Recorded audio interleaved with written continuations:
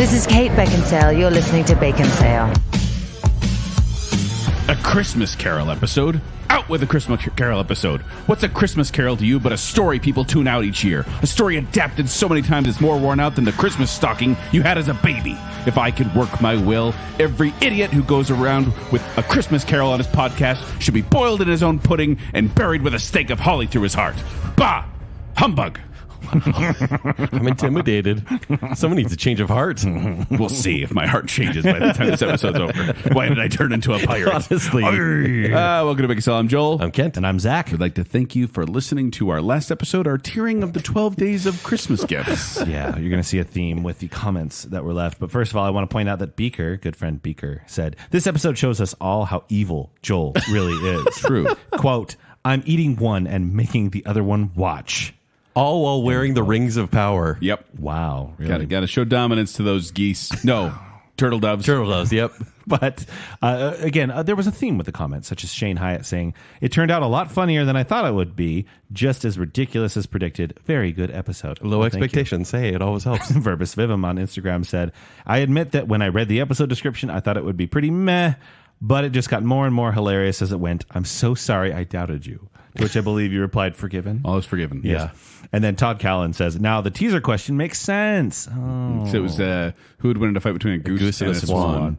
I thought the episode was going to be an animal death match, but thought, no, they wouldn't do that. It wouldn't be very Christmassy. But Baconsale. The 12 Days of Christmas is a tier 3 song, but you managed to make it a tier 1 subject. Yeah. Wow. That's awesome.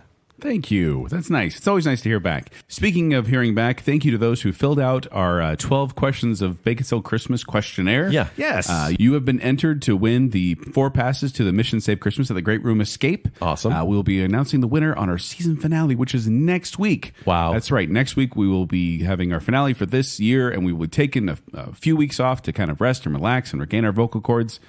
And then we'll be back to entertain you once again with a random topic. Probably. But before we go on break, before we do our finale next week, there's something I want to do on this episode. Go on. We have a couple Bacon Council members who, when you become part of the Bacon Council, one of the dumb rewards that you get Great rewards. is a song. Yes. So I'm going to be doing 2 of these real quick here on the episode before we begin. This is some heavy lifting, Joel. 2? I meant to do one last week, but it didn't work out, so we're going to do it this week. I'm going to get it all taken care of. Wow. And first of all, Johnny English the Brick. Yep. We know him as Jonathan Vasgar, but Indeed. he is a member of the Bacon Council, and so I have written this ridiculous parody song for him. Oh, no.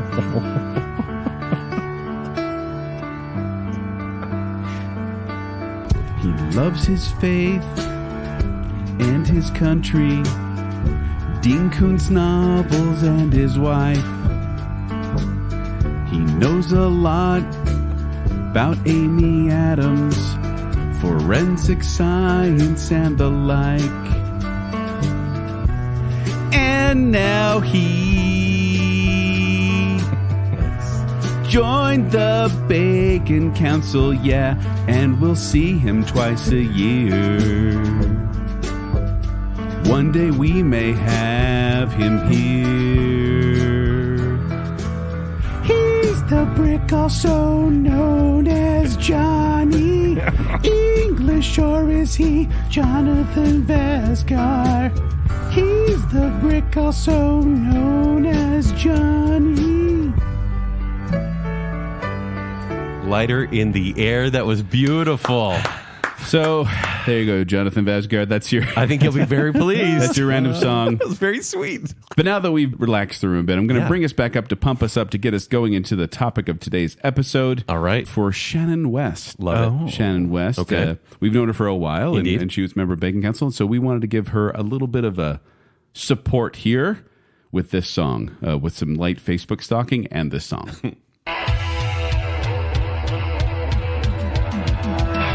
Doing her best as a stay-at-home mom, making cakes in the shape of TP. Travels a lot with her family and friends to Evermore, New Orleans, and Disney. Thank you for your patronage, your comments, and support.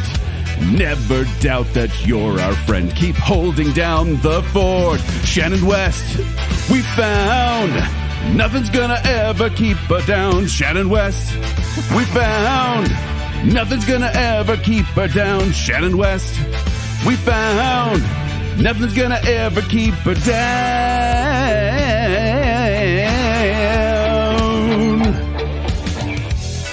There you go. Shannon West.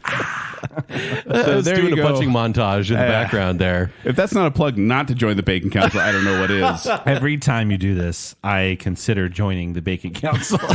Don't do it. But there Thank you go. you, Joel. That was awesome. And thank you, patrons, for supporting us. Truly. We really do appreciate all that you do. But that's not what we're talking about today.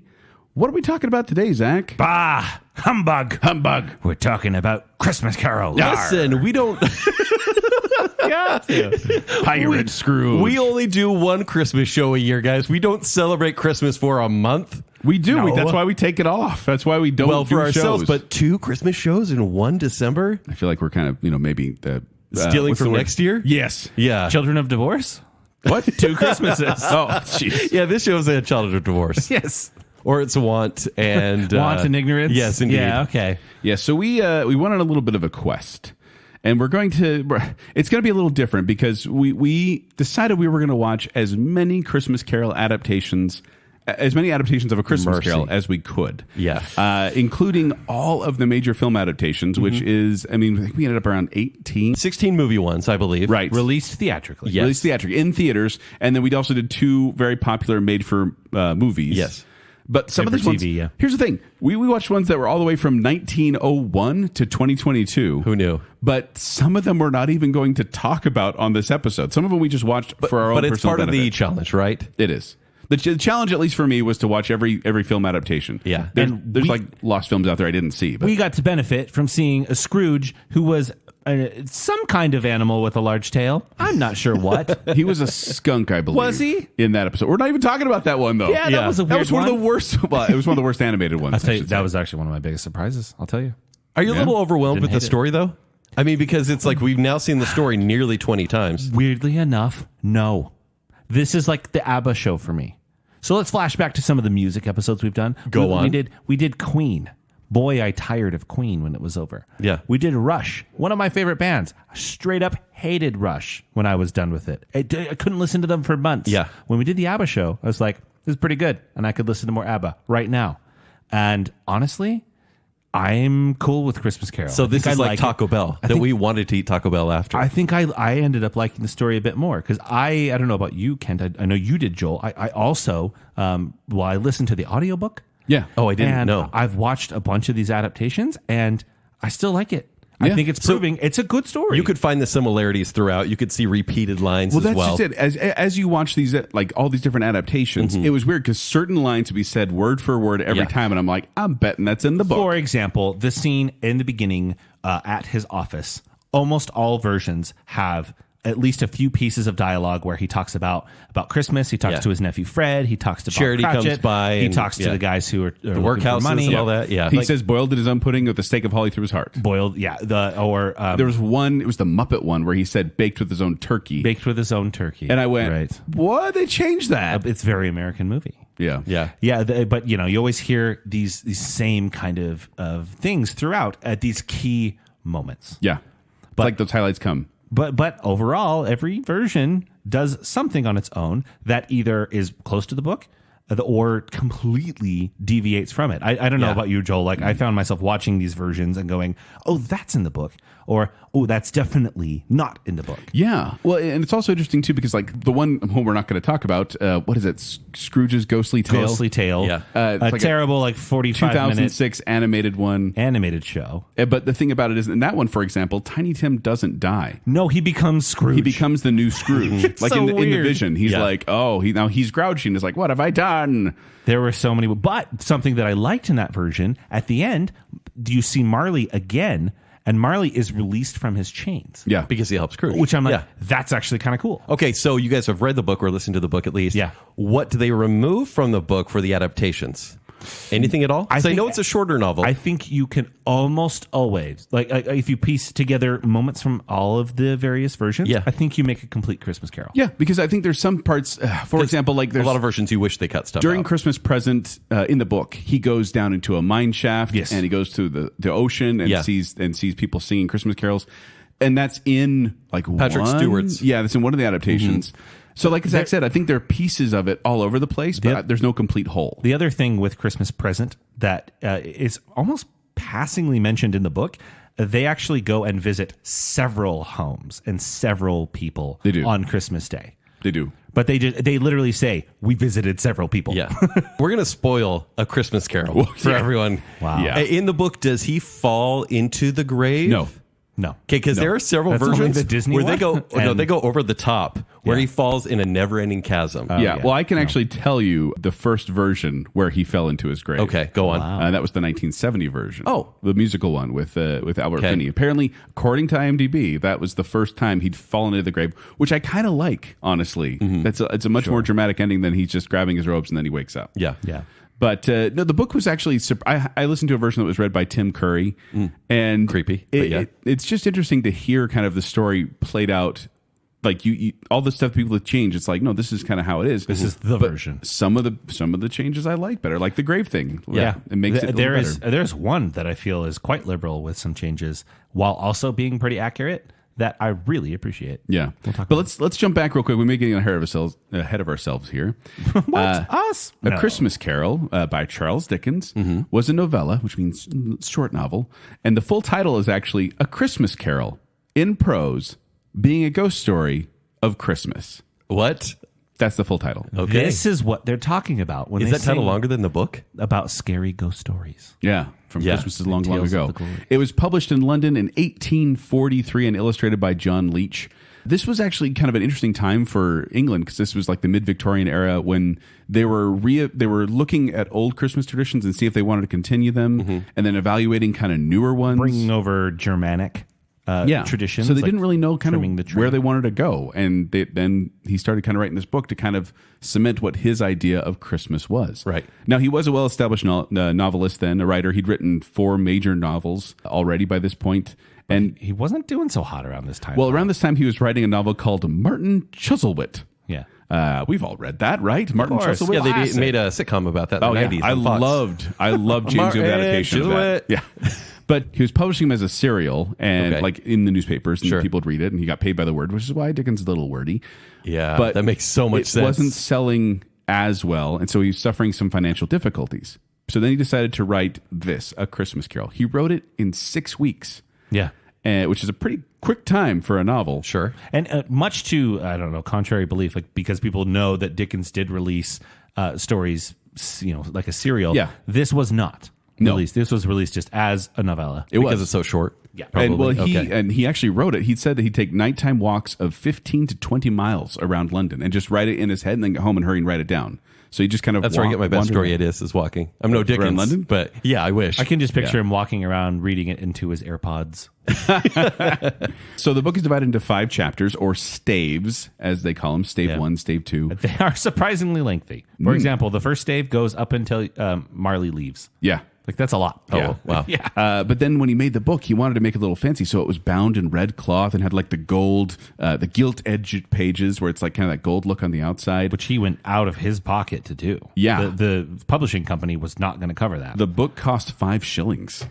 That's probably a lot. It's pricey for the time. Yes. Okay. But the first 6,000 copies sold out in 5 days. He released it, I think, on December 19th, and they sold out by Christmas Eve. Is this iconic? Is this peak Charles Dickens? This is his most popular book in the United States. I don't know if it is Most over in adapted England. for sure. Oh, definitely. Yeah. There aren't 18 different versions of Tale of Two Cities. Right. Real good, though. I like that play. Sure. But with the high production costs of his book, he actually cut the margins on how much his profits were, so he still was having issues financially. Oh, wow. Then this other company came by and they're like, hey, we'll publish an unauthorized version that's going to be cheaper and smaller, and there's only going to be 2 pence.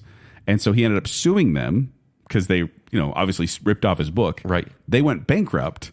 And so they declared bankruptcy after he sued them. So he ended up owing £700 in costs for like legal costs. So He got really hosed by bad copyright laws. Yeah. Kind So of his whole career. He's the anti-Scrooge then. He never had the money to begin with. Kind of no. he kind of know. I mean, he did okay, but he did these public readings, which were really, really successful. In 1849, he started them, and he did, I think, 100. Did cartoon mice attend some of those? We'll get into it. Save it. But guys, we're not talking about Mickey, I promise. Yeah. but he had these public readings he did until 1870, the year of his death. He was still doing public readings of A Christmas Carol. Cool. And this book really did make a huge impact. It kind of, for example, the phrase "Merry Christmas" had been around for many years, but Dickens popularized the phrase in A Christmas Carol, where it becomes "Merry Christmas" to everyone, which is funny because over in Europe they say "Happy Christmas." Honestly, I feel like it flows better. Happy Christmas. I think "Merry." I Christmas. prefer Merry. it. Merry Christmas, Happy Christmas. I'm a hipster. Also, phrases like "bah humbug," which Well, yeah, obviously. a humbug. Actually, I was reading up on it. I can't remember exactly right now, but it's it's a bug that hums for show. It's not really doing anything. It's just making a show, but it doesn't mean anything. How do you think it would do in a death match against a partridge in a pear tree? That is a good question. I say bum hug. That's not right. No, family friendly. Please don't do that. And also the word Scrooge. It just meant to squeeze back in the day, but now it is literally in the dictionary as synonymous with miserly, Miserly, yes. grouchy. Scrooge, yeah. But Which is too bad because he redeemed himself. Sort of. He did. And this book did redeem Christmas in a way. It kind of cemented what Charles Dickens' ideal Christmas was, of this, family gatherings and singing carols and trees and get-togethers and charity. That all became this is what I think his vision of Christmas was, and it became kind of everyone's vision for Christmas after that. Now, as you mentioned, this story has been adapted many times. Right. Many. For film, stage, opera. I have just some numbers here. Christmas Carol has become part of 67 theater productions, 38 audio productions and radio recordings, 26 television productions and direct-to-DVDs, 21 live-action films, which some of those are lost, some of those are foreign, 19 animated adaptations, 15 graphic novels, 4 operas, 3 ballets, and 2 Mega Man games. Hold on. Kind of. That's What? There were Mega Man games that kind of have this Christmas Carol theme to them. I don't understand. Wait, so the villains were probably Ghost of Christmas Future or whatever. Probably. And this doesn't even include Rockman. derivative works like Ghosts of Girlfriends Past or Doctor Who episodes or Mr. Belvedere. I was reading all these so many TV shows have an episode that's Christmas Carol based. like Simpsons, Family Guy, $6 Million Man, My Little Pony, Friendship is Magic, Of course. Real Ghostbusters. These all had these types of episodes, and you've probably seen them on your favorite sitcoms. There's going to be an episode where someone doesn't like Christmas and they'll get visited by ghosts of their past, present, future, and then they're okay. Yeah, the format works. It does, and it's amazing to me. The story is almost 200 years old, and yet Crazy. it's still so relatable. Literally, there have been 2 new versions this year. Yeah. On Netflix and Apple Plus. Yeah, which I haven't watched the Netflix one yet, but I watched the Apple Plus one. We'll Yeah. talk about that. But what are we doing with all this quest that we've been doing? We could tier, show. we could rank, right? Because we all watched way too much Christmas Carol, right? We could tier category favorite Scrooge. That makes sense, right? But what we're gonna do is we're gonna create the best or just the most random Christmas Carol version by playing a game of M.A.S.H. Can you explain M.A.S.H to the folks real briefly? Yeah, M.A.S.H is the game you'd play when you were a 14-year-old girl in church, and you would have a piece of paper and you'd say, hey, who's your husband going to be? And you'd put down, let's say 4 choices. Too good, too bad. What car are you going to drive? What are your wedding colors? Where are you going to live? Honeymoon, all that stuff. And then someone would draw a little circle and tell me when to stop. And then based on that random number, you'd eliminate choices, or in our case, we're going to pick our choice. We did this before on our episode Pod for Teacher. Yes. Where we chose fictional teachers for a Baconsale High. Really luck And of the draw. We ended up with Trunchbull as our principal. It was terrible. And then we did also a variation of this for our first day outfit back to school. Yeah, we did that as well. And so this time, I guess we're each going to have our version of A Christmas Carol with the most random characters ever. But it's going to be taking from Scrooge, Mr. Cratchit, Tiny Tim, all the ghosts. Someone is going to point a lot. On all of ours. There's a lot of pointing. Yeah. Yeah.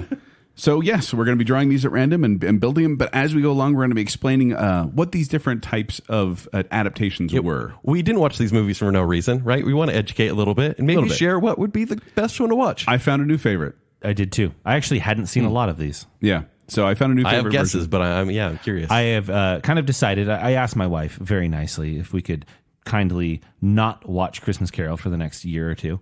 But when we do, I'll introduce one and have alternate. There are many Christmases to come, but I'll watch one a year, and there's a couple I'll alternate between.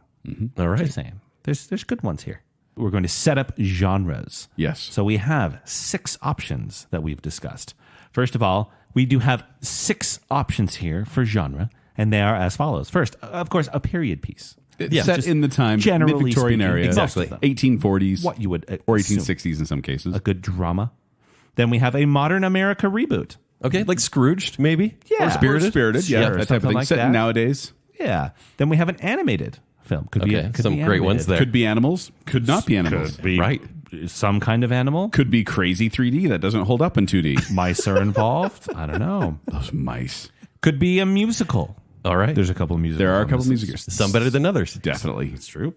A silent film. We are talking about some silent films. And there were, 3 silent movies that we watched? Yes. Of this, and the first one is like 3.5 minutes long. by the way. Collectively, those silent movies that are available and have not been lost to the time are going to be shorter than this episode. Yeah. Yes. And then we have a horror movie. Which this is a ghost story, And there were and sometimes definitely they lean into Ghost of horror Christmas yet to And come. one of these is more horrifying than the rest. There was one where I went, Unironically, all right, yeah. there was one when I kind of went, I'm not going to show this to my kids for a while. My little kids. My older kids handle it just fine. So. All right. So let's do the random number generators. Joel, we'll start with your option for Okay. your movie. All right. Kent, do you have the number for me? I do. It's 3. The number is By the 3. way, I'm picking the number so we can stay fair. Oh, Yeah. Kent is picking the numbers, No and I cheating. will pull from the list because I've been accused of rigging it before. It's called lying. All right, Joel, congratulations. Yes. Your version of A Christmas Carol will be animated. lucky! Okay. Animated is a tricky one to do, though, because some of these were trying to go cutting edge animation, For their time. and it looks so bad now. Whereas you get ones like Mickey's Christmas Carol, and Legendary. it's timeless. Yeah. It's timeless. There is a version we watched that came out in 2001 Yeah. that has some very stylistic yet somehow bizarre animation. Yes. Yeah, you've Do you got remember that the- old game Dragon's Lair that was in the arcade? Yes, it It's totally like had that feel. But much more jittery. Yeah. Very jittery. We'll but- talk about it when we get to it, but yes. Yeah. Okay. So congratulations on your animated film. I'm creating an animated musical. Okay. Kent, what's your number? 2. Congratulations on your modern American reboot. Oh, I'm so snobby. Christmas Carol. Nobody accepts mine. Oh, It's fine. Nobody will like it.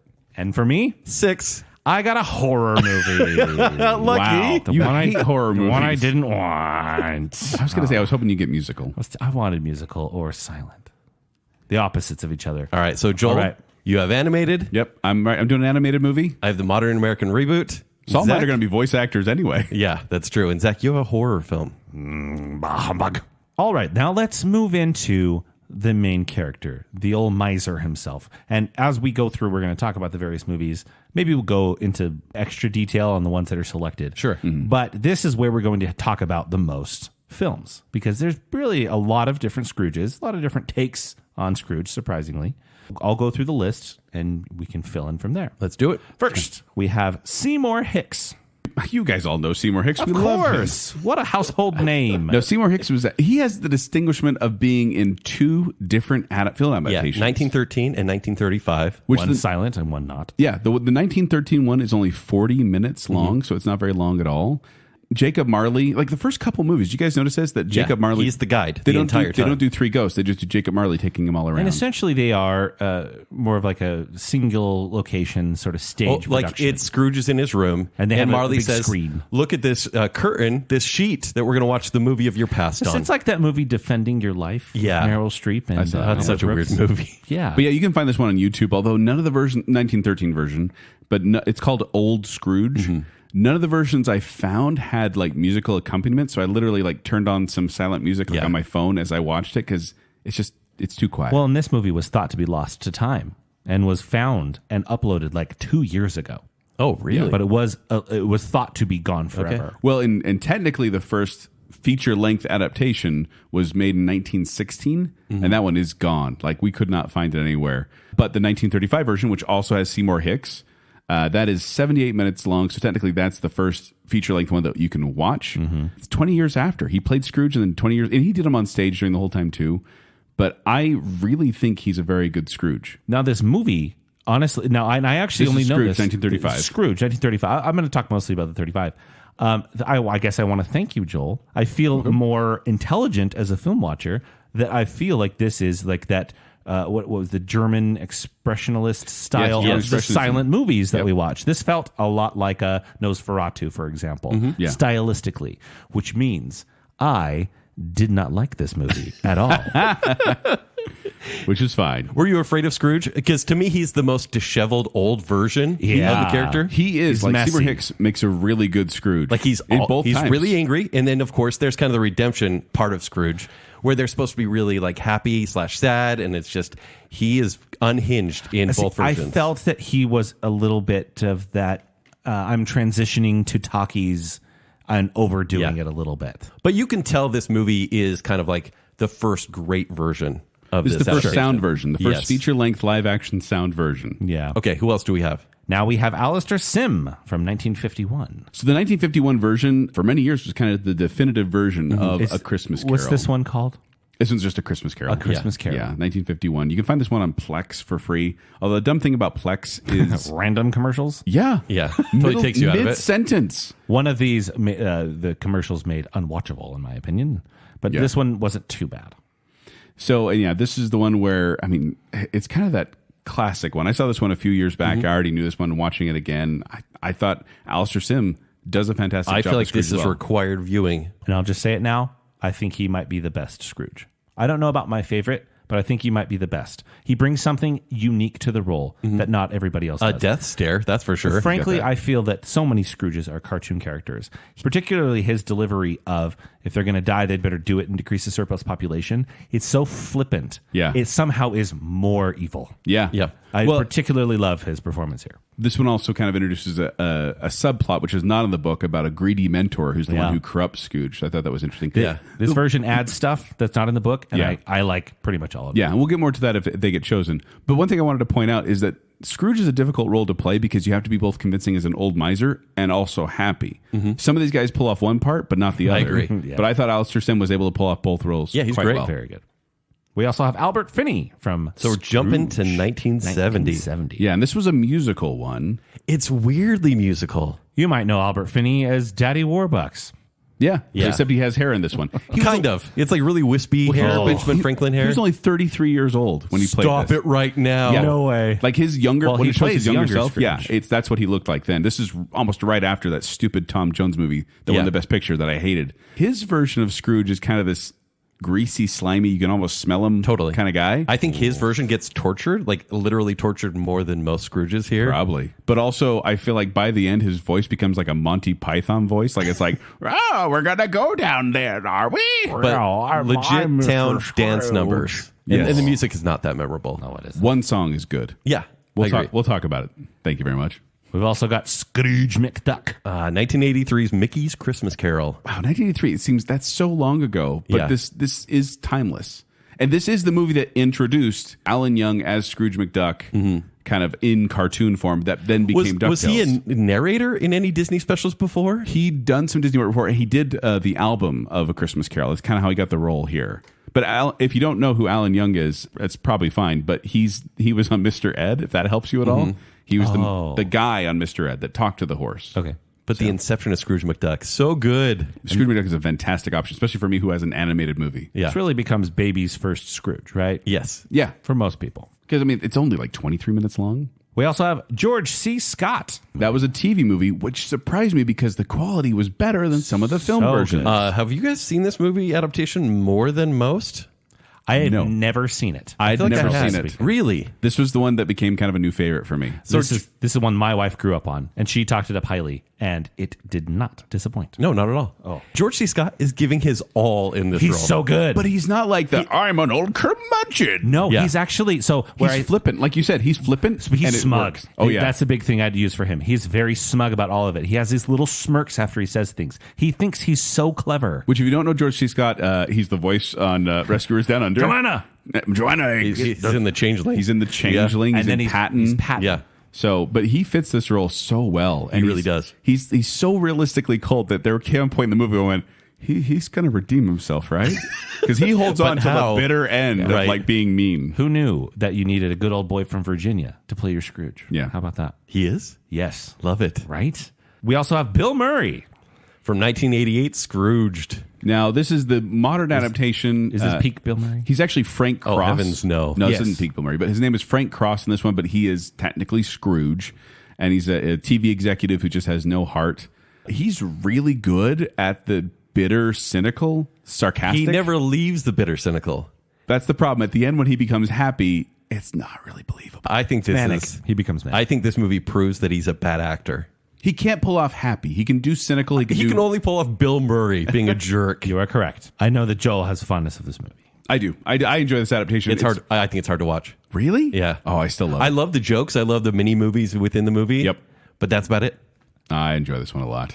We also have Michael Caine. Michael Caine. From From Muppets Christmas Carol in 1992. This is one where he said when he got the role that if I'm going to do this role, I'm going to play it like I'm working with the Royal Shakespeare Company. How does he do it so well? I will never wink. He I will never do absolutely anything does. Muppety. I'm going to play Scrooge as an utterly dramatic role, and there are no puppets There are around me. scenes where he's crying actual tears. He's so good. There were scenes where I was crying actual tears in this movie. Once again, this movie is better than it has any right to be. Yes, and it really, truthfully works because of Michael Caine's commitment. Yeah. And he is the Scrooge that I grew up with. Right. He's who I think of first. We also have Sir Patrick Stewart. Now, this was in the 1999 TV adaptation of Christmas Carol, which They is on should have called. TNT. They should have called it "Make It Snow."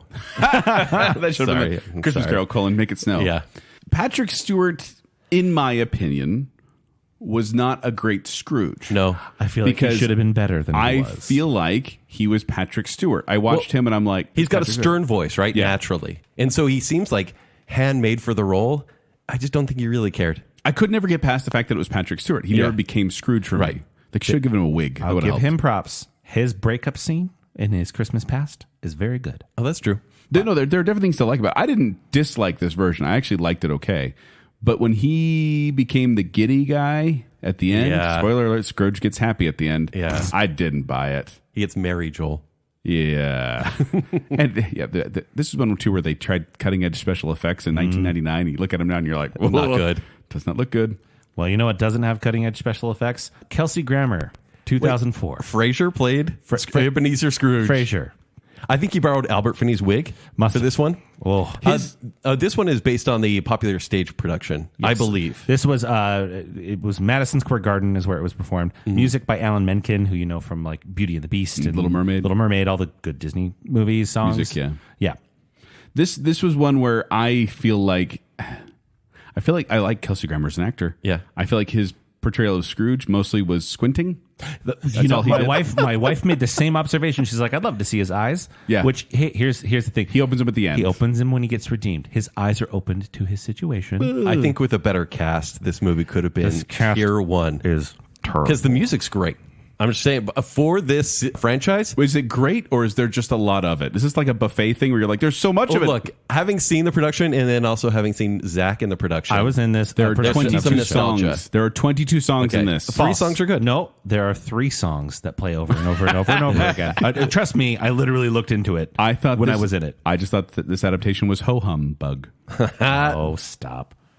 We also have Jim Carrey. Who 2009's A Christmas Carol. This is the CG one. You have to say a Christmas Carol because that's how he says it a lot. This is the Polar Express version of A Christmas Robert Carol. Zemeckis was obsessed with the motion capture animation. He didn't style. learn his lesson with Polar Express. No. Or Beowulf. Oh, yeah. where he So casts this- only 2 people to play every single role. Which Jim Carrey played multiple There roles. was 3. You had Jim Carrey, you had Bob Hoskins, and But Gary Oldman. as Scrooge, I actually was entertained by the fact that I forgot it was Jim Carrey every now and then. Okay. I couldn't ever. So I got it. It helped. Yeah. The animated thing, I think. I think the version he's in helps him as well. But we'll talk about that should it come up. And then finally we have Ryan Reynolds. Because why not? And Why this is not? Spirited, which came out this year. Which technically, 2022. once again, he's not Scrooge. What is his Clint name? Briggs. That's it. Clint Briggs. So since Kent has the modern American reboot, no matter what, whoever you get as Scrooge needs a different name. Yeah. That's exactly that's what how they it would do. be. That's what they do. It would be a meta commentary. Okay. yeah. And we're not going to go. I was going to say we give a lot of detail because it's kind of the introductory round for a lot of these And movies. it's Scrooge. When it's Scrooge is the big one, we're going to get more fast as they go along. Yes. All right. Let's go into our random numbers and see who we get. All right. Zach, who's starting? Kent, your own first. 3. 3. Congratulations. You get Albert Finney. Oh, with the bad wig. Oh. Albert Finney in your which adaptation do you get? Which Modern American reboot. a modern American version with Albert Finney? You know, hey, look, deep fakes work. We can bring him back for guess. this. For sure. Like I said before, there's some music in here, but I think the weakest part of this musical is the music because Thank You Very Much is the only song I can remember and that I enjoyed. The weak part is that I think a lot of the music is pointless. Yeah. It really doesn't serve anything. It's just happening, and sometimes it's really bad. And sometimes it's out of place. Like it pulls you out of the movie. I think A Christmas Carol works best when it's like the novel, short. I think we all know the story, so if it's under an hour and a half, great. If it's longer, Although the audiobook was 3 hours long, that's nothing though for a book. I guess. I got to be honest, Kent. I feel bad for you. I think he might be of the more conventional Scrooge. I agree. I think he's. I wanted George C. terrible. Scott, honestly. He's kind of the worst. Actually, I wanted Michael Caine. Yeah. Okay. But Thank You Very Much was nominated for Best Original Song, and this Albert Finney won the Golden Globe Award for Best Actor in a Musical Comedy. There must not have been many. And the new one you talked about, Yeah. the Netflix one, it's based on this one. Like it's using this music. Interesting. So gross. We'll see how it goes. Yeah, I that's want to gross. watch that one because I do plan on watching that one. All right, Kent. What do I get? I hope you like Smug because you got Ryan Reynolds, number 11. Hey, but look, it's a horror film, and he did really well in the Amityville remake. Can my Scrooge be beheaded at some point? Yeah, no, absolutely. Zach? It's going to be a good looking cast. That's true. And Ryan he'll be Reynolds in there? shirtless. Yeah. So yeah, Spirited was one of those movies that I felt like they left in too many musical numbers and too many jokes. This is over 2 hours long as well. This is I think it's the longest adaptation we have on here. Gross. It is way Which too is long. available on Apple TV. Look, We should see where you want. It's a clever play on the same old story. I like the concept. Yeah. I don't. Take out all of the music, and I like this movie a lot. The concept is they're showing kind of the back end of how these. Every year, someone is picked to be the Scrooge of that year, and they're going to try and change their heart, and it shows It's how like the magic Redemption is done. LLC, essentially. Yeah, Yeah, it's a formula. They follow it, and it works. I like the concept a lot of Spirited. I am not a Ryan Reynolds fan. Right. But I don't know why. I think He just mugs the camera. he does a good job being him in this movie. But unlike we mentioned with Bill Murray, I think he plays the redemptive side better. Okay. Okay, But I am wholly disappointed so far. I know. And Joel? please. 9. Kelsey Grammer. No! We don't get George C. Scott. I'm so mad. We don't get Michael Caine. We don't get Alistair Sim. We don't get Scrooge I would McDuck. have been happy with Seymour Hicks. We don't get the top 3 good ones. That is terrible. That is terrible. I really don't even like Kelsey Grammer. I think we should throw these all away. Oh man, We were doing Of course, poor mine's so far. animated, so technically that might Yeah, and work. he has a great voice. He has a great voice. But this is a weird one too because this is the one where Scrooge like encounters all the ghosts in the real world. Yeah. Before he meets them. It's like a Wizard of Oz sort of thing. It is, and It's- I think that dumbs down the story. Yeah. honestly. Oh no, it's a fun little wink and a nod. I thought The ghosts are just watching him all the time. No, it's more just the fact that I'm like, it makes it seem like it's more a dream than it actually happened to him because they can explain away like, oh, I saw that person. Yeah, I get that. And this is also where they have. Well, we'll get into that. We can talk about. I saw Christmas that as Future Fest. the ghosts were they had their eye on him. I can see that. They were, Although they were Jane- scouting. I can't see Jane Krakowski without seeing Jenna from 30 Rock, and so I saw her. Which and I'm this like, did happen in her defense before 30 I know. Rock. I know. But she, along with pretty much everyone in this movie, is poorly cast. Yeah. Well, I will officially have to say I'm sad I did not get George C. Scott, who would have been my first pick, then probably Alistair Sim second, and Michael Caine third. Yeah. I don't know about you guys. Do you have a favorite Scrooge? Yeah, I wanted George C. Scott and then C. Scrooge Scott. McDuck. And then Michael Scrooge Caine. McDuck. Yeah, and I probably would have wanted Michael Caine first, and then Alistair Sim, and then George C. Scott. Yeah. Those are the ones we wanted, and none of us got them. Nope. None of us got the good ones. Now let's move on to Jacob Marley. Now, Jacob Marley is the spirit that comes in and first tells Scrooge what's going to happen. And one thing I found interesting is just how different each portrayal was. Yeah, really, really strange because some are kind of whispering, some are not seen, and then some are yelling at Scrooge. You mean some are, no one can see me but you, Yeah. so we don't have to do anything. Fun Budget fact. cuts. Well, we'll talk about that when we get to him. Well, I'll just say it now. That's Claude Rains, who played the Invisible Man 2 years earlier. Oh, that's Okay. hilarious. In the book, do they have the scene where when he's about to leave Scrooge's room that he shows all the wandering spirits outside? Yes. And it's Because that's only in a few adaptations. And I think it's the effective part of Well, that here's the other story. fun fact Yeah, it's that creepy. they only did this in a couple versions, but you know how every time Marley shows up, he has that cloth wrapped around his Yeah. head with a little bow on top. That was what they did back in the day. They tied that little cloth, I can't remember what it's called, around corpses so that their jaw didn't hang slack open. But let's think about the 84 version where he just like drops his jaw awkwardly. Yeah. It's pretty bad. But in the Jim Carrey version, it flops down, and that's what happens in the book. He says when he unties that cloth around his head, his jaw falls to his chest, is what it says. But he His keeps bottom jaw. speaking. Yeah. Yeah. So it's kind of Horrifying. disturbing. Yeah. Let's talk about the different people in here. First one, very descriptive. We have the one wearing a sheet. They literally don't have the actor's name. This is the 1900 word version. Yeah. They only list Scrooge. Once as again, the 3.5 actor. minutes. Yeah. Marley shows up, and he's kind of translucent, which is kind of cool for the time. There's a little superimposition. But thing, which he's is- literally wearing a small white sheet. It's a guy. He's literally holding it like around his neck, like pinching it together with a sheet over his head. And he's just pointing at things. It's so good. comically bad. It's Yeah. really funny. We have Claude Rains. Who I mentioned Again, is the Invisible Man. Budget cuts. Voice only. Yeah. Only you can see But me. he's not specifically says. upsetting, right? Like, I wasn't scared as Scrooge to hear this voice. Well, Scrooge could see him. Yeah. We Even though couldn't, though. Yeah, we couldn't. We have Alec Guinness. That's right. Obi-Wan Kenobi was Jacob Marley in the 7 years 1970 prior. version. Scrooge, all I can do is whisper. No, here's the fun fact. I'm gonna whisper. I didn't know it was Alec Guinness. Yeah. So he came in, and I was like, wow, this guy, the way he was moving, he's like walking backwards, Mm-hmm. and it was really weird. And I went, that's creeping me out. I like this guy. Who is this guy? I looked at him, I'm like, oh, it's Obi-Wan Kenobi. I did not like this one. It was a disappointment to me. Maybe it's because I Of was Jacob building Marley it. or the movie? No, the movie as well. But this version of the character, I thought I maybe hyped up in my mind, going, "Oh, it's Obi-Wan Kenobi. It's going to be so good." And it was creepy and weird, but I think he was definitely playing it as if he were on stage, and it didn't quite translate. He hated it, by the way. Oh, did he like any movie anything he was did? in? He got a hernia from being in that harness. Oh. It was kind of awful. Because he raises up at one point and screams when Yeah. Scrooge calls him a blob of mustard. Right. Okay, we have Goofy, Goofy. Why not? which does happen in the show, although his voice, What does he have a cold, strange. or is it a different actor? This is an It's a different actor, actor. who I Okay. think only ever did him for this movie. Yeah. Yeah, it's obviously like a muted version of Goofy, but then he chuckles at times. Although this, every time when he trips on that cane, it makes me laugh. It's a Every warning. time. Yeah. Before he, when he's leaving, before he trips. Yeah. We have Frank Finlay. Visually, I think this one is pretty cool, but he's so mean. He's mean. He's the one who awkwardly drops his mouth open. This Yeah. is the 1984. No, but this guy. George C. Scott version. So this is the George C. Scott version 1984 TV movie, but this guy, he's creepy looking. Yeah, Like, yells all the time. he's got too. these sharp teeth. Like, I don't know. He creeps me out. John Forsythe. He plays Lou Hayward in Scrooge. Yeah, so he's like this old golfer dude he's old and crusty. He looks like a mummy without wraps. Alcoholic zombie, And basically. he takes off his sunglasses at one point, and he's Yeah. missing his eyes, and he's like, he grabs his hand and it just crumbles to dust. Like he's And I don't think this Marley has learned a thing because he still brags about his previous life and all the women, all that stuff. Yeah. Still involved in a lot of alcoholism. So Yeah. We also have, what? Nicolas Cage. That's right. In the 2001 Christmas Carol, the movie. Hey, Joel, you're pretty good at accents. Can I hear quiet Nicolas Cage do a British accent? Scrooge, watch out.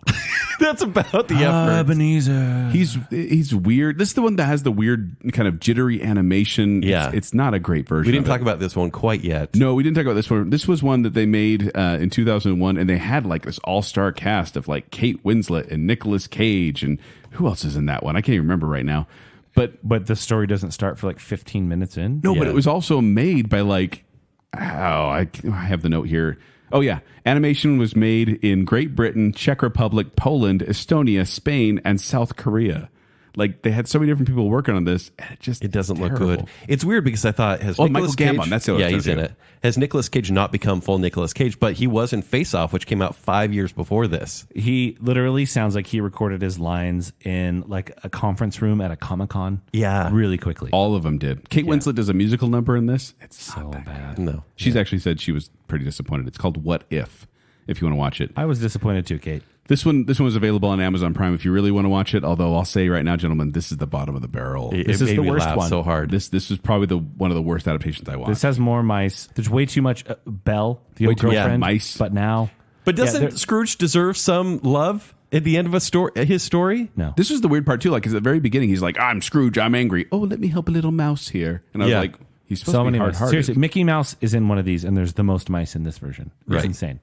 Okay, well, enough about that one. Comic relief mice. We also have Jason Alexander from the 2004 musical. Over the freaking top. Wow. I like bad. Jason Alexander in many roles that he's been in. Not this one. It's real bad. This is the Kelsey Grammer one once again, and it's a musical. And he comes on stage, and I immediately went, "Nope, don't like it." And then he goes on forever. No.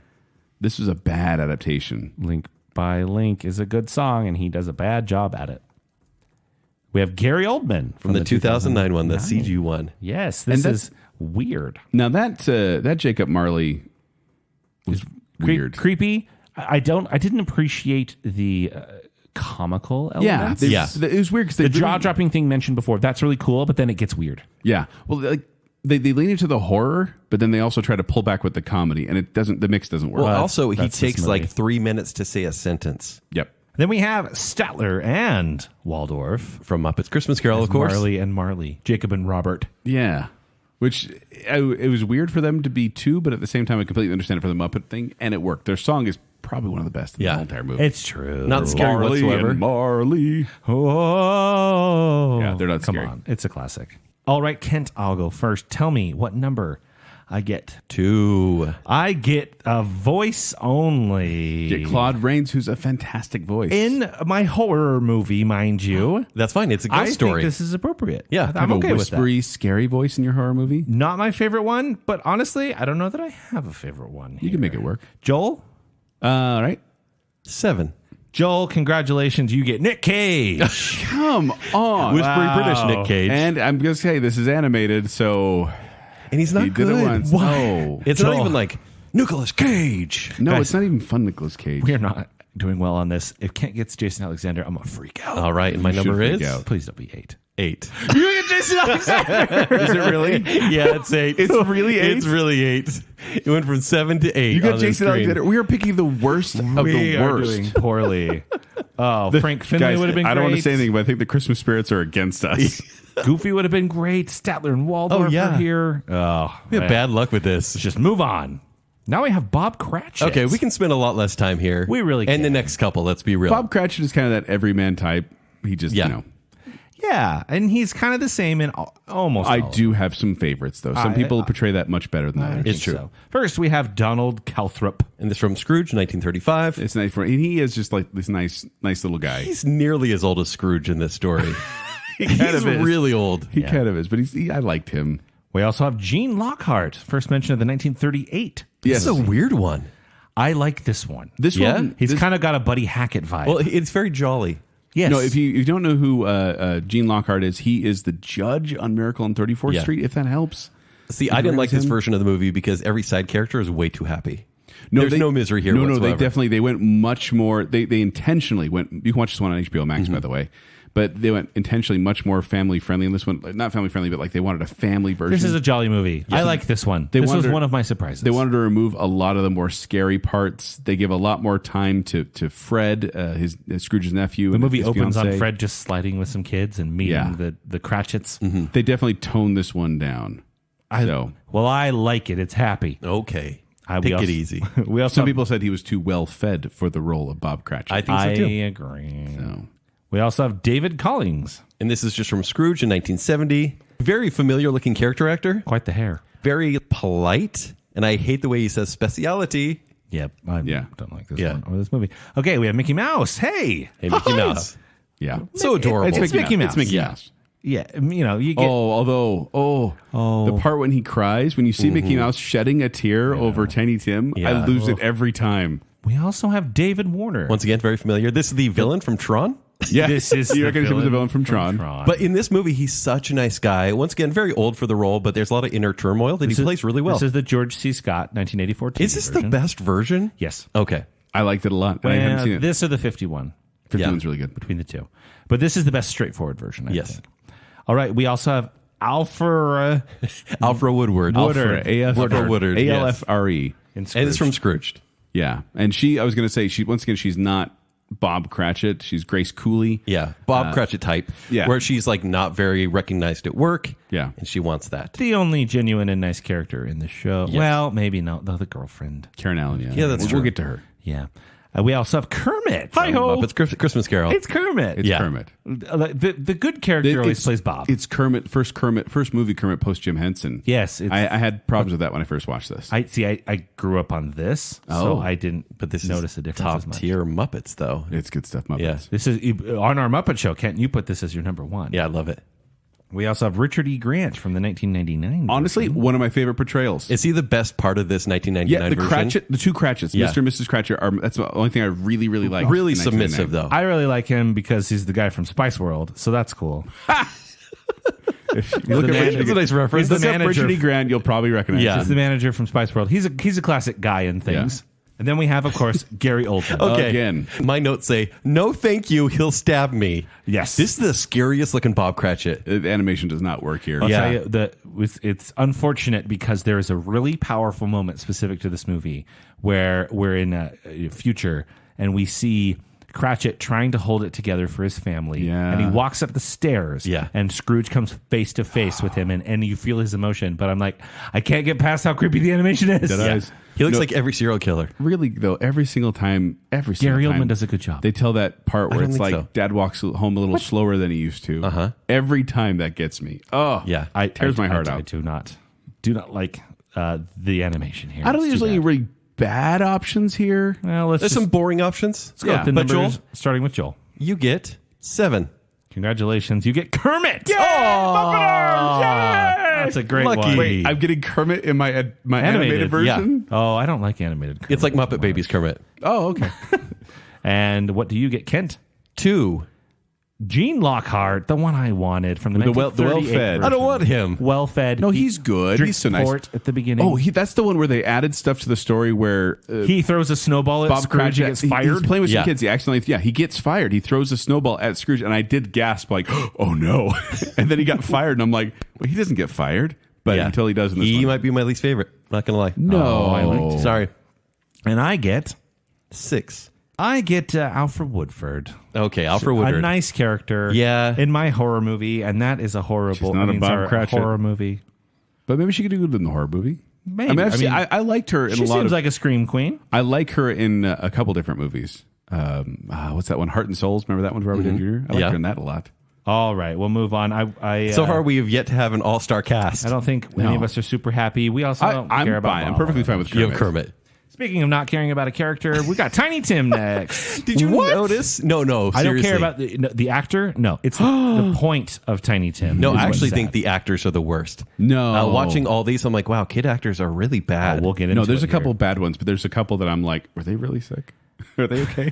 Well, starting with the 1938 version with Terry Kilburn. Once again, way too happy to be convincing. he's jolly. He's so cute, though. He is. When they meet him, he's like, "Oh, do you want to slide?" He's like, "Oh, I can't. I got this little bum leg here, sir. Sorry." That's also the version where they show like, is this the one where they show like every course of the Cratchit dinner Yes. and all the kids are freaking out? Yeah. Like, I was like, wow, It's we're going, too much. We're going really long on this. Oh, Kent doesn't like the positive one. 1938. Yeah. Morty Fieldmouse. All right. From Mickey's Christmas Carol. Once again, why don't they have more scenes together in Disney lore? Because they're so cute together. They're very cute. We have Anthony Walters from the 1984. TV The worst version. actor, I think. He No, is- but here's this, and terrible makeup. the Yeah. most sickly looking kid out there, though. He looks like death. This is him, though. He's like an SNL cast member where he's reading cue cards off to the side. God bless Poor kid. us. Every one. My No, wife, honestly, I just looked up the picture again. He looks like a zombie. my wife got mad at me. Anthony Walters from 1984 version. My wife got mad at me during this one. She's like, "He's a kid. Leave him alone." When I said, "Oh, look, he's looking at the camera again." Yeah. He's really quite. It's a great adaptation, He's a but kid. he's the Leave worst. him alone. I know. Can't blame the kid for being a kid. Then we have Mary Lou Retton. As Tiny Tim. Which is a joke in the Scrooge 1988 Scrooge A movie within a movie, yeah. Yeah, they're joking around about it, and they say like it's this all-star cast on the TV because they're trying to capitalize on Scrooge. It's like, and Mary Lou Retton as Tiny Tim, and she does all these back handsprings and then Yeah. stands up. So It's funny. yeah, Robin the Frog. Seems quite healthy, not going to lie. He's in. he does cough at one Muppet point. Christmas Yeah. Carol. But they have great harmony, he and his father. Bless us all. Yeah. It's a great song. And then, of course, Gary Oldman. Playing father and son. Horrifying. It's weird. Yeah. He did the motion capture for him. I don't think he has any speaking lines, honestly, but does he? I don't know. I think there's one. God blesses everyone. Probably. I think he looks the most like a human being in this movie. Which that's a low bar. That's a low bar. All right. Okay, let's who's get our the Tiny numbers. Tims? We'll All start right, with so we you, have Kent. 6 choices, right? Yes. I get 2. Morty Fieldmouse. Oh, he's so cute. He's a good boy. He's a good boy. Well, he's not a dog. He's a mouse. He's a little tiny. He's a big mouse. He's a big mouse. That's not something I want to hear ever. All right. What do I get? Zach, you have 3.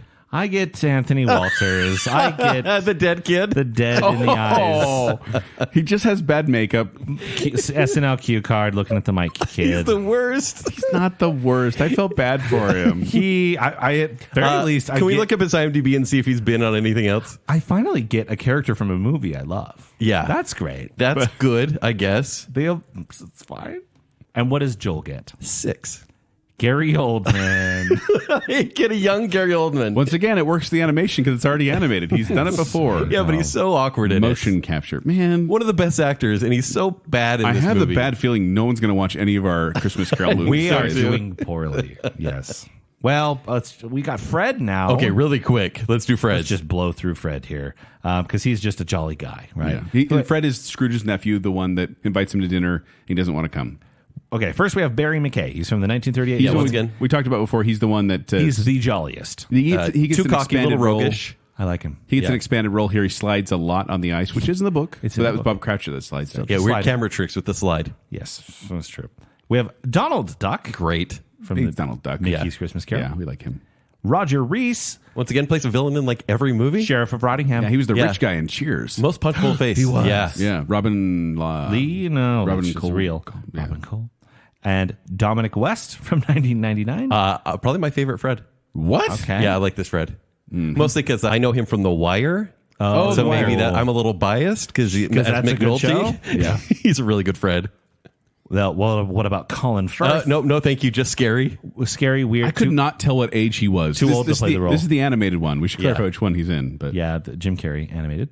And then Joe Tippett as Owen. Yeah. Spirited. So in Spirited, he's the brother of the brother-in-law of Scrooge. Kind of. The younger brother of Scrooge. Ryan Reynolds. Kind of the washout. Yeah, of he's the got family. long, stringy Bit of blonde a hair. hippie.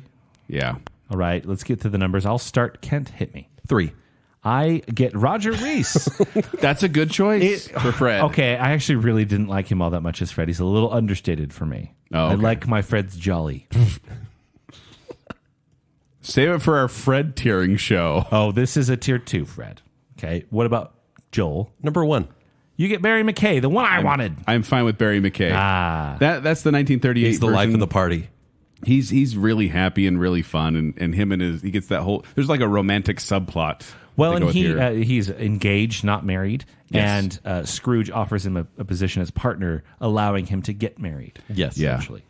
That's the funny thing too is like in the book, the way it works is when Scrooge gets redeemed, he sends the turkey to the Cratchits. Yes. But then he goes to his nephew Fred's party. Yeah. And then has this kind of moment with family there.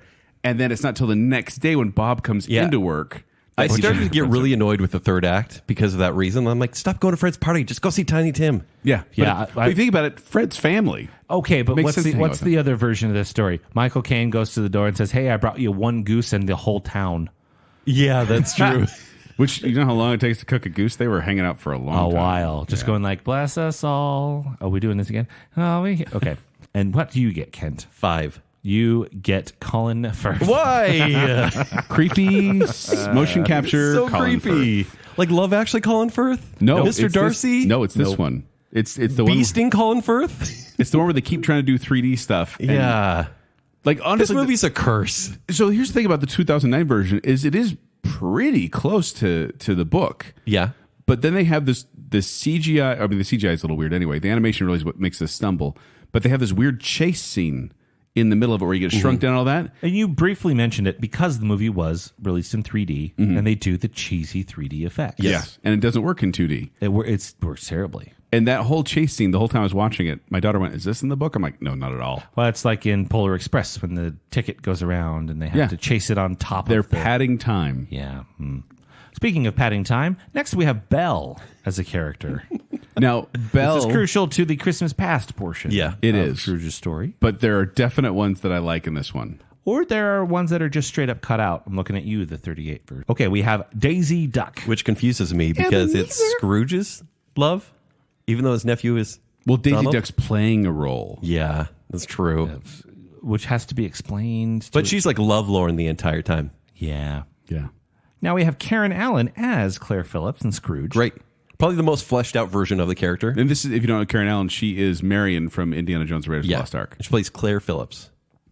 We have Meredith Braun in When Muppets Christmas love Carol. is gone. Cut. Once again, she's great in a movie with Muppets. Her song was cut. Then we have Laura Frazier from the 1999 Brendan's version. sister. If you don't know who Lauren Frazier is, Laura Frazier. And I don't. She Laura is the blacksmith in A Knight's Tale, Oh, that's where I know her. as well as Lydia from Breaking Bad. What? Oh, yeah. And Better Call Saul.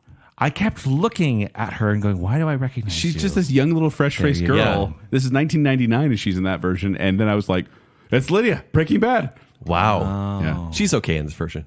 Fine. She's okay. And then we have Jennifer Love Hewitt. J as Love with a Emily. British accent. And this is the 2004 one that we said everyone was poorly cast. I'm okay with her in this one. I am not. No, because she of her was singing. She was not great in this It's role. Jennifer Love Ken, Hewitt. You know, she was one of my top 5 celebrity crushes back in Yeah. the day.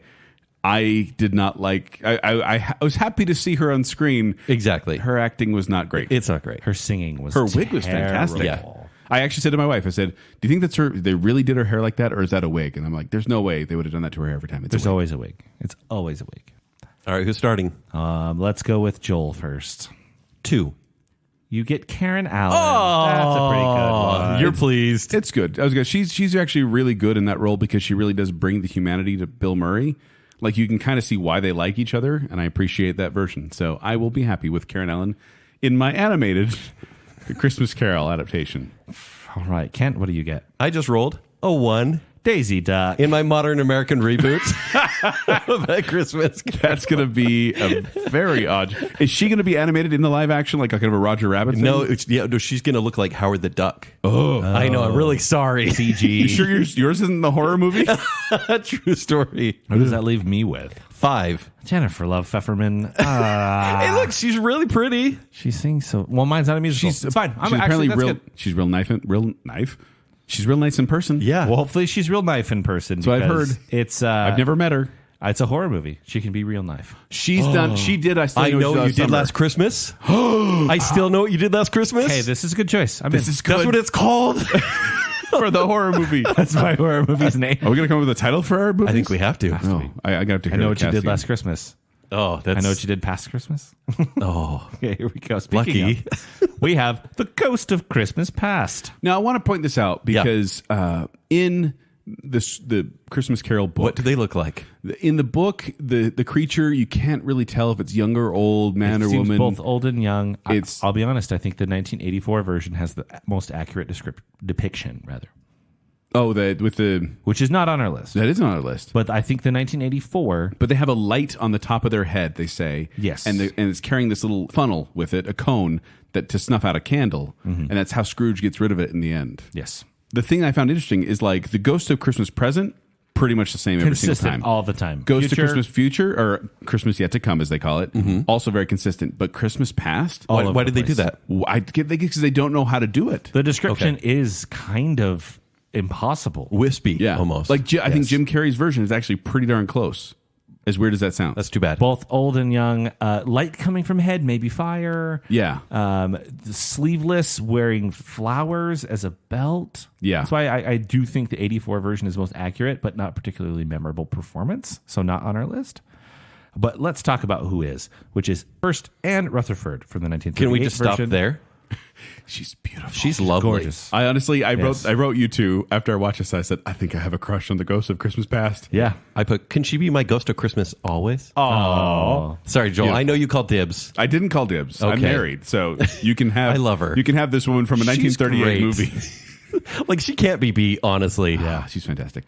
Jiminy Cricket, though. Yeah, Jiminy Cricket. From Mickey's Jiminy Christmas Cricket. Carol. And it's a confident Jiminy Cricket. It is, although I never got a Ghost of Christmas Past vibe from him. Not at it's all. It's just a cricket. Yeah, it's a traveler. Yeah. Right. David Johansen from Scrooge. From the New York Dolls. He's the cab guy. I He drives around in the hate cab. him So in this bad. movie. He's intentionally obnoxious. Yeah, And- crusty. Yeah. All that. But I think it works for It works that for the movie and in the 80s. Yes. Totally. Because he's the guy who sings hot, hot, hot. Feel people rocking, see people dancing, feeling hot, hot, hot. Buster Poindexter, that's him. Nope. Now we have. Talking to Zack, Joel. I don't know. I tried. Watch the documentary New York Doll. You'll understand. Oh, okay. We also have William Todd Jones from Muppet Christmas For a Carol. puppet movie, this one's weird, right? Now, they filmed this puppet underwater, and that's why it has Makes that so kind much of sense. ethereal, wispy look. This one I felt was pretty close to the book, too. Maybe not physically matching the description, but certainly matching the spirit of this character. Spirit. Now we also have Joel Grey from the 1999 version. From the Volturi? Looks like the Volturi. That's what I thought as well. But it does kind of match the description of that. No, I You can't hate tell it. if they're old or young. He's wearing just basically like a cream prince robe. He creeped me out. Yeah. He creeped me out. Absolutely looks like Volturi. Yeah, he's scary. Jane Krakowski, who, as my wife pointed out, has Beyonce's production team involved because she's constantly there's wind on her. There's always wind on her. I Her noticed hair is that too. always blowing. There was a scene where Scrooge was standing, Kelsey Grammer was standing right next to her, and her hair was blowing in the wind, and her dress was blowing in the wind. I'm like, they must have had someone like right in front of her with a fan, focused fan on her only. Nothing like the I book. think she's kind of delightful in this movie. She is one of the good Biased things like that. about that movie. Mm-hmm. Yeah, I As the Ghost of Christmas Spirit, I knew all her lines. It was weird. because that was your role. That was my role, and it was pretty much word Did you for wear word. the same dress? Yes, I looked great in it. Now we also have Jim Carrey, Once again, in that movie. He's a breathy Irish candle. Yeah. who his accent is so. Is that not a band name? Okay. No. But I think the character design, Talks like this the entire time. the character design is really cool in this. It's But just with his face in it. It's weird to see Jim Carrey's face in the flame. Yeah. I wish they would have toned that down a bit. But like I said, this fits kind of what it's described does. in the book. And something that I appreciate is you can only do this in animation. And then we have Sunita Mani. From Spirited. Yeah. kind of this nonchalant Ghost of Christmas Wearing Past. Christmas PJs. Yeah. Yeah. I kind of like her. Pleasant. I'm sure you would. Very good looking. Yeah. Yes. I get Very it. charismatic. Yeah. All right. All right, so it's out of 8, right? Yes. Zach, are we starting with you? I believe so. 2. I get Jiminy Cricket in my horror movie. Oh. Jiminy Cricket's going to go dark. And for Joel, 3. you get David Johansen from Scrooge. He could probably do a pretty good voice in the animated movie. Yeah, gruff, sure. Gruff character That's who you kind want of from voice. this sweet character. Why not? And Kent. 7. Jim Carrey. No. In your modern American I already movie, have Colin Firth. you have just a straight up candle. Yeah. Don't you Wow. have Daisy Duck too? Yeah. I don't know Why what's are you going getting all on. the animated ones? I have the animated movie. Creeping me out. You are going to have a lot of CG. Of course, as we've learned from Lion King and Avatar, you can be called a live action movie, Yeah. even if your movie's entirely animated. Totally fine. So we obviously all wanted Anne Rutherford here. Yes. I would have been very happy with Jane Krakowski as well. And Sunita, I would have been happy with her. And the William Todd Jones, I'd have been happy Yeah, with. the Muppets Christmas Carol one, I would have been happy Christmas with. Carol one, that's great. So we all got the bad ones. Once again, Always, every time. Now it's do the Ghost of Christmas Present. Come in and know me better, man. come in, and know me better. Man. This is where the movie drags for me. I don't like Christmas Present. I like the ghost, but he talks way too much. And honestly, I don't care about Fred's party. What? Repeatedly, I really don't care about I it. like that part because especially when they're trying to guess who it is and it's Scrooge. My favorite part is always Mrs. Cratchit because she hates Scrooge so much Yeah. and knowing what, but dear, ill he's Christmas done. Day, Yeah. the children. That's the best part. I actually don't like Present. Here's the weird thing about Present. He is so joyous and fun, and you just want to be around him. And then all of a sudden, there's the weird robe part. Yeah. Which they don't include in all the adaptations, but in the book and in some adaptations, they're having a good time. And all of a sudden, Scrooge is like, hey, what's that under your robe? It looks like a claw, maybe? And he opens up this robe, and these two little scrawny, horrible-looking children there. And he's like, this is ignorance, and Yeah. this is want. Beware the boy, ignorance. It's like a biblical story all of a sudden. I do appreciate, shout out to the Muppet version, for actually aging the character. Because he does do that in the book. He only lives one day. And he says, like, I have 1,800 brothers, and it's because 1,800 years since Christmas began. Right. But I feel like this character is very boisterous and very fun. I enjoy this character, but that weird part always comes in, and I'm like, I don't want that Yeah. part again of ignorance and want. It doesn't fit everything else he's done. But I understand why Dickens did it, but I also understand why people cut it out. I like present. Just saying. And they always get him right. He's always, and because he's described in the book very clearly, Right. as green robe, kind of can see his Wreath chest, on his head. wreath on his head, greenery everywhere. Come in and know me better, man. First, we have Willie the Giant from Mickey's Christmas Carol. Pistachios. Yes. That's all you can That's say. all you can Yeah. say. We have Edward Woodward from the 1984 version. I think visually, this captures it pretty well. On stilts, which is a good effect. Okay. Yeah, he was not as tall as George C. Scott, I think. Yeah. He's not as burly, but he has a very hairy chest in this one. That's a requirement. Yeah. Yeah. I guess it's not a requirement because I'm looking at number 3 now. Carol Kane from Scrooge. She has a hairy chest. She is delightful in this movie. Is she? She I thought really she's is. manic. But she's more like a fairy princess. Like she is, well, and it fits the tone of the movie, but she is like so unpredictable. That, and we talked about this on a previous episode of Baconsale, but she grabbed his lip so hard, she tore Bill Murray's lip, and they had to stop production to let it heal. She also kicked him and punched him. Like she was. I did not understand little animosity. The physical stuff. I think Carol Kane is hilarious anyway, and so seeing her in this I role, do made like me her. happy. This is One of it's the better just parts of the movie. So this is where the movie lost me. Yeah. What? Yeah. I think this movie's super uneven. So, but I mean, I like Carol Kane a lot. So we also have Sir Michael Gambon. From Christmas Carol, the movie. The animated one with 2001. Nicolas Cage and Kate Winslet with the animated mice. Oh yeah, and it has the weird bookends of live action too. Yeah. Where it's like they have the guy. It's like Dickens going to be. Dickens is reading it. And then these horribly America. animated CGI type mice come running in. It's weird. The mice were the worst part. But Michael Gambon was weird because I could not hear Dumbledore. Every time he spoke, Angry he's like, Dumbledore.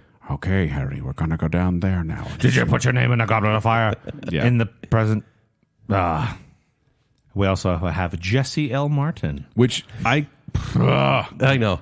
This is the Flash's dad from the Flash TV show. Yeah. Classic guy in I could things. not see him as that cop guy the whole time. His wig is horrible. Oh, it's bad. He's a very jolly character. Yeah. And And he his- tries to capture it pretty well. He has good voice. Song and dance. Yeah. He can things pretty sing good. well. He Yeah. can sing well. I was Yeah. surprised by that, but I did not like him in that Neither. portrayal. How about Jim Carrey? Yeah, big, giant With a Jim Carrey. Scottish accent, I think is what Yeah. it's going for there. But it's Jim Carrey face, and it's just weird. And then Will Ferrell playing the Ghost of Christmas Present. Which makes sense. He's got that elf-like optimism, so it makes Kind of sense. the main character. He becomes the only representative for the journey, basically. Yeah, they find a way to write out the other ghosts, so it's like, Yeah. President's going to be here the whole time. All right, let's do our numbers, starting with Joel. Number 1. Joel. Willie the Giant, Willie my the animated movie. Giant. Hey, that works. Yeah.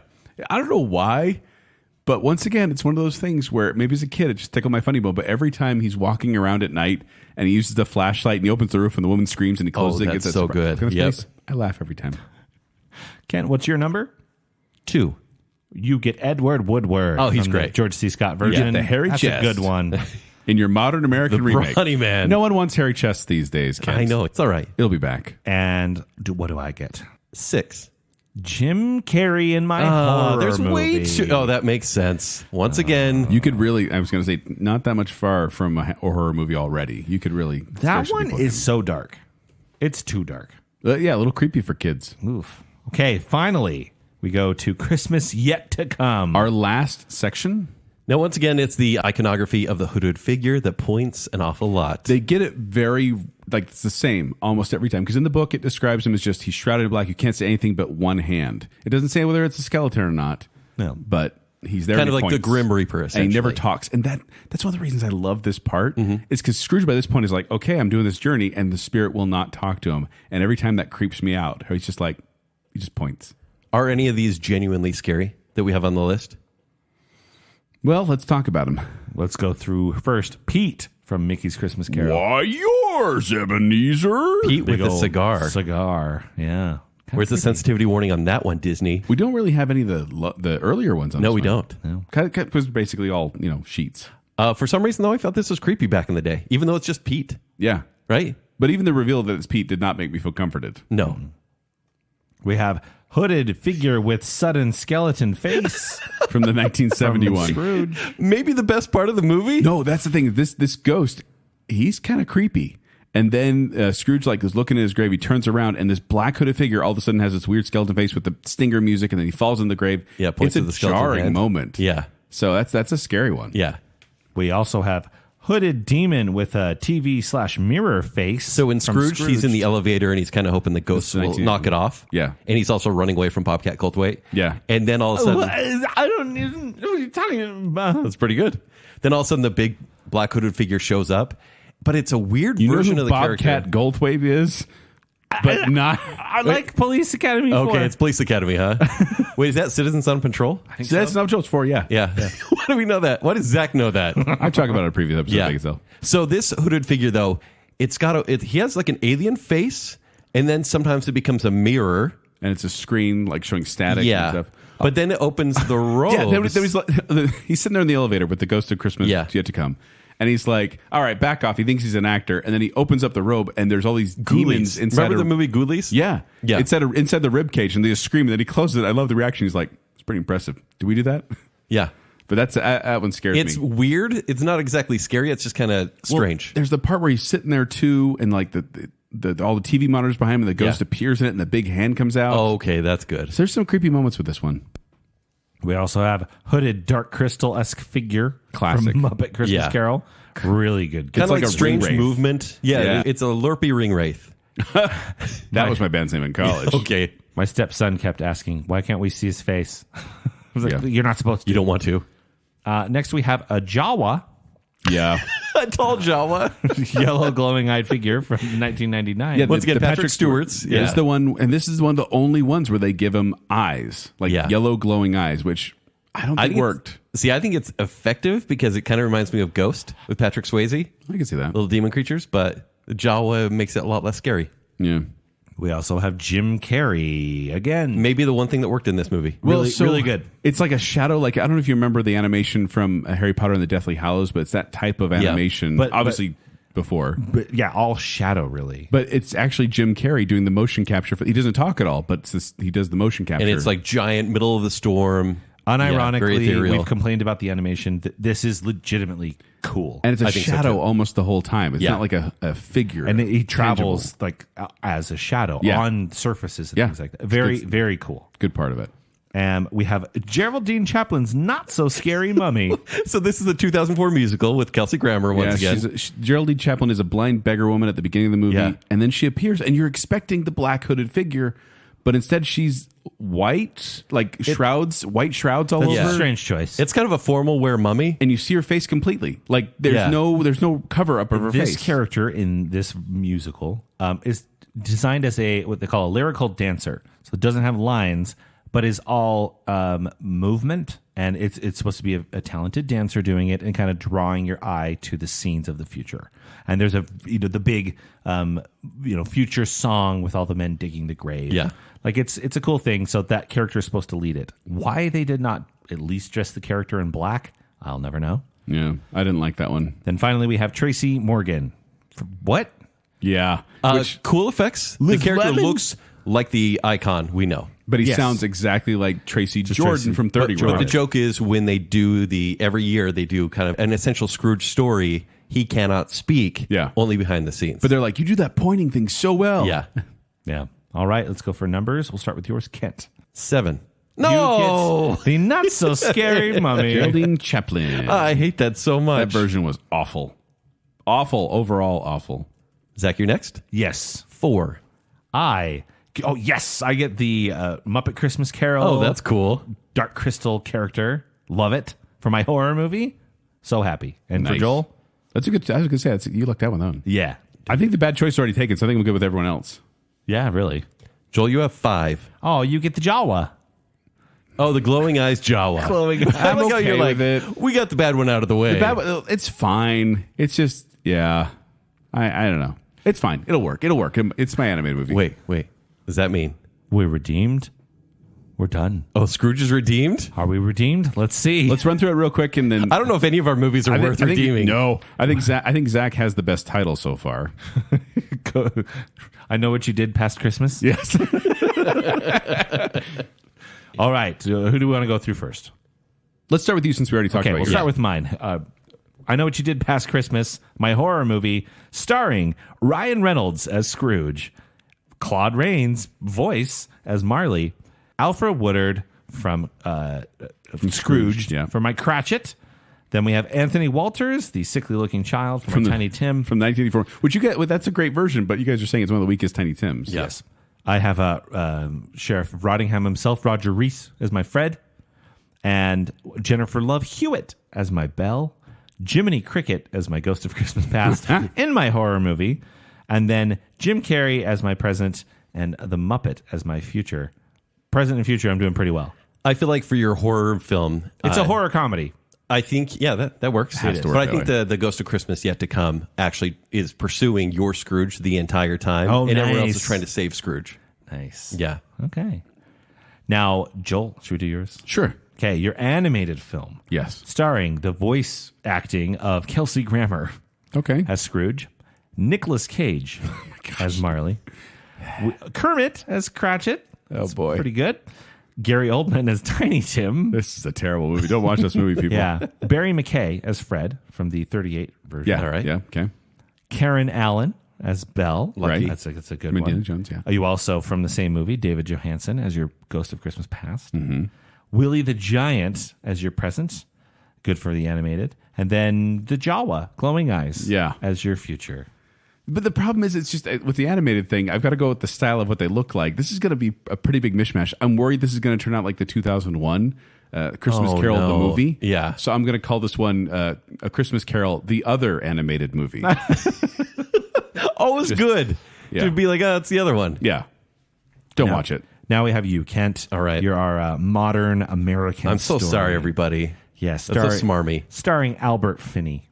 All right. That's fine. One of the most modern actors we have. That's pretty great. Okay. And then, of course, your Marley is, I forgot about this, Jason Alexander. So yours is, it's Seinfeld. This Yeah. is just Seinfeld. Basically. Yep. We have Gene Lockhart as your Cratchit.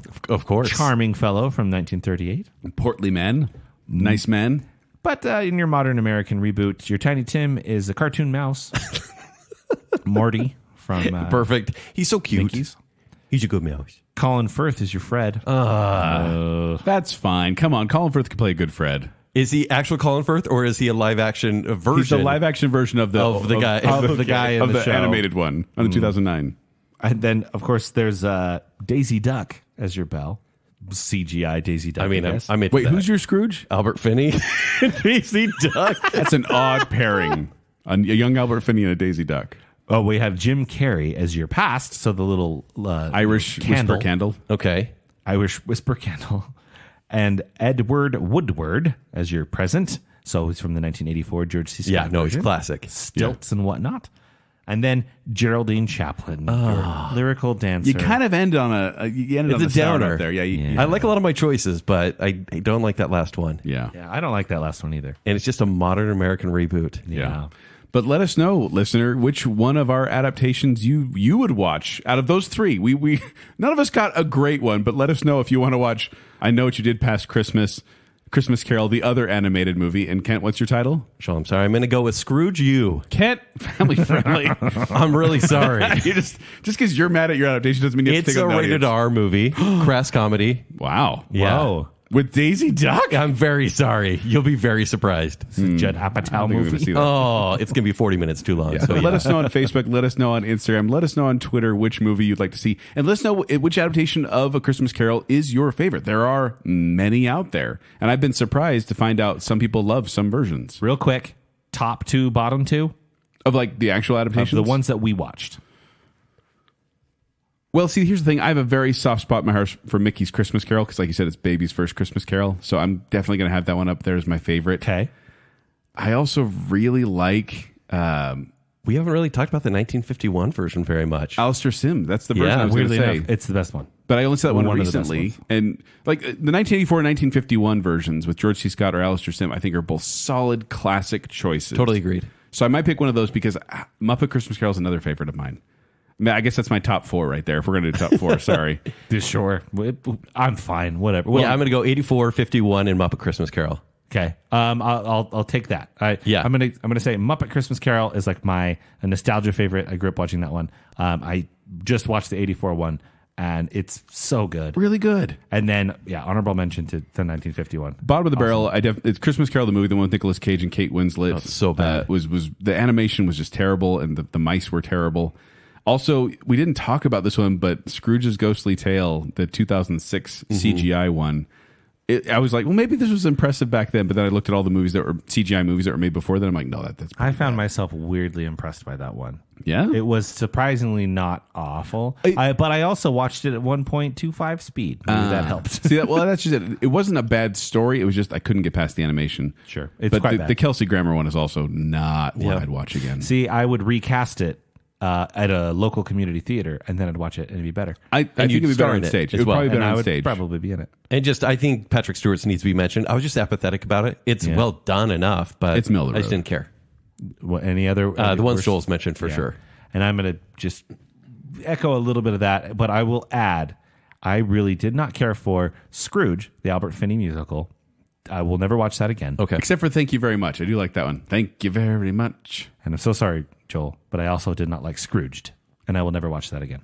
Which is fine. I understand. I didn't grow up on it. I have no nostalgia for it, and tonally, I didn't. Really Little care mean-spirited as well. Yeah. So Scrooge from 70 and Scrooged, I will skip. Well, in the silent ones, I was going to say if you're going to see, if you're going to see it, 13-minute one. I think the 1913 40-minute one is probably the best one of those. But it's also fun to go back to that 1901 one and be like, wow, they were doing this kind of stuff back then, superimposed stuff.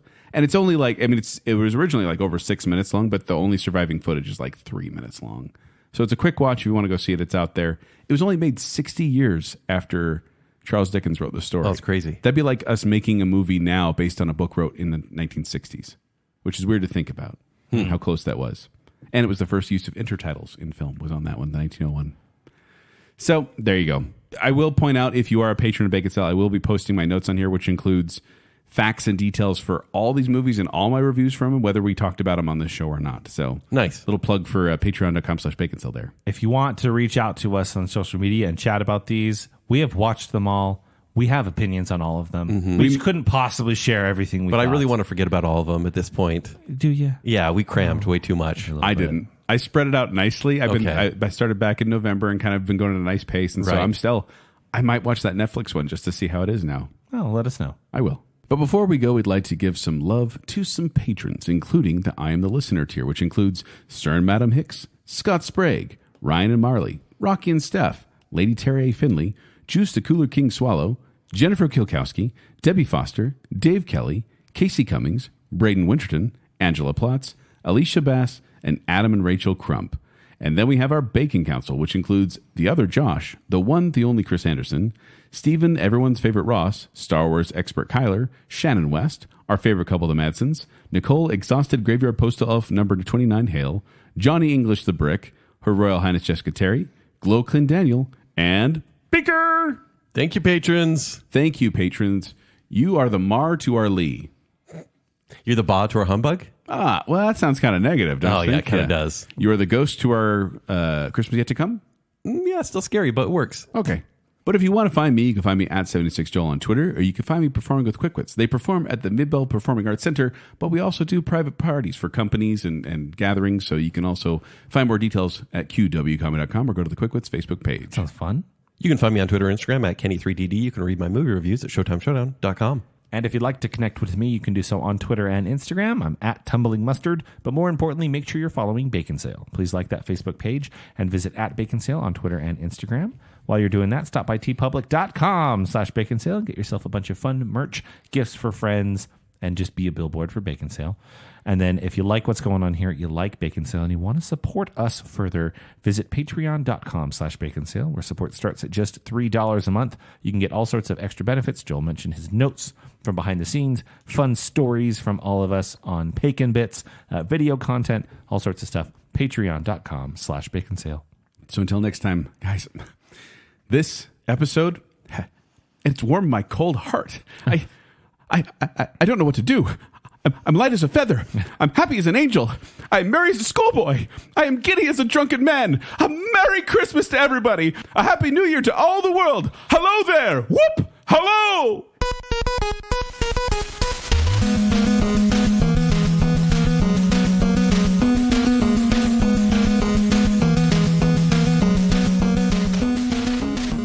We'll see if my heart changes by the time this episode's over. Why did I turn into a pirate? Yeah, this show's a childhood divorce. Yes. M.A.S.H is the game you'd play when you were a 14-year-old girl in church. Could be crazy 3D that doesn't hold up in 2D. There were scenes where I was crying actual tears. He's a breathy Irish candle. Well, I like it. It's happy. Guys, would have been I don't want to great. say anything, but I think the Christmas spirits are against us. Where's the sensitivity warning on that one, Disney? I really like him because he's the guy from Spice World, so that's cool. No, thank you. He'll stab me. No one wants hairy chests these days, kids. I know. the most sickly looking kid out there, though. He looks like death. Oh, he's so cute. He's good looking. He's a good boy. He's a good boy. Well, he's not a dog. He's a mouse. He's a little tiny. He's a big mouse. He's a big mouse. Oh, I okay. like my Fred's Jolly. It's a horror movie. She can be real life. I think I have a crush on the Ghost of Christmas Past. Can she be my ghost of Christmas always? Did you wear the same dress? Yes, I looked great in it. Well, you know what doesn't have cutting edge special effects? Kelsey Grammer. I can't. I got this old bum leg here, sir. Sorry. Jiminy Cricket's going to go dark. It's a Lurpy ring wraith. Humbug.